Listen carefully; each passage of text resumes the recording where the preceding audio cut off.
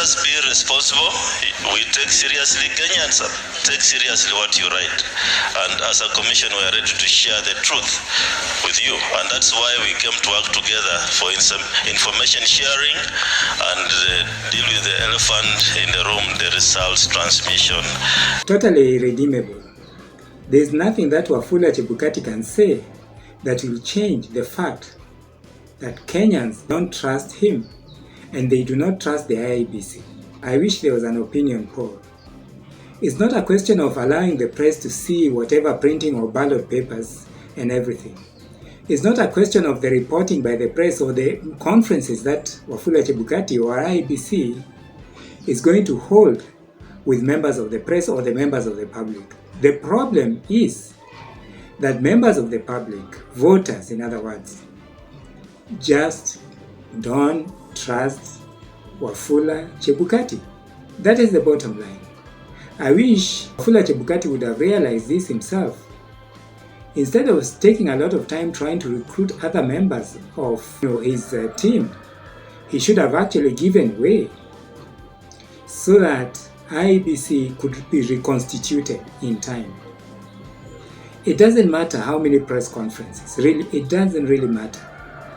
What is the point of taking the presidential candidate to a tour to visit a factory or where they are printing ballot papers in Greece when the ballot papers themselves are already here?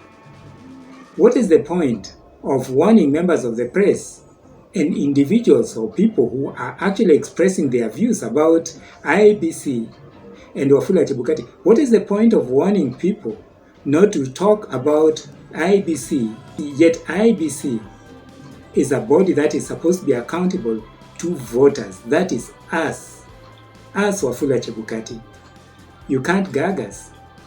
It's a question of what happens in the servers, or what had happened in the servers in 2017. It's a question of what happened to Musando during that time.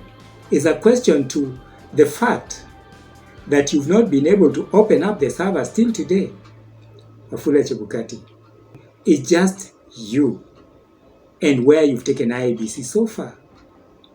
You see, when a presidential candidate says they have no confidence in IEBC, they are talking for and on behalf of the number of voters or their supporters in this country.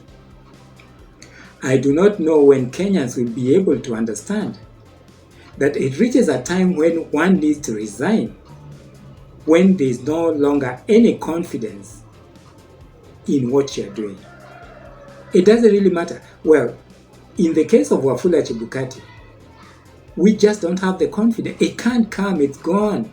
At least now, the only thing Wafula Chebukati then needs to do is to make sure that this election, at least that has remained, is done in a very, very honest and open manner. That people are not having doubts as in what is contained in the voters' register. Wafula Chebukati has to go out of his way to convince people. It's not the other way around, really. People have already made up their mind. And as far as Wafula Chebukati is concerned and IEBC, people already don't trust IEBC. Martha Karua said the same thing. The same William Samoei Ruto, who is now on the opposite side, supporting you, Wafula Chebukati, said that he didn't trust you. It's just that maybe, for some reason, you are pleasing now that side of Kenya Kwanza than the Azimio side. But the bottom line is that both Azimio and Kenya Kwanza do not trust Wafula Chebukati. They do not trust IEBC. They do not believe that IEBC can conduct a credible election. It doesn't matter again whether you're talking about observers. Observers don't vote, they just observe.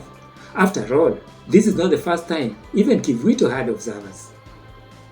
Wafula Chebukati, the only thing that you can do that is honorable is after you conduct these elections in 2022, as soon as you announce the results, Wafula Chebukati just resign.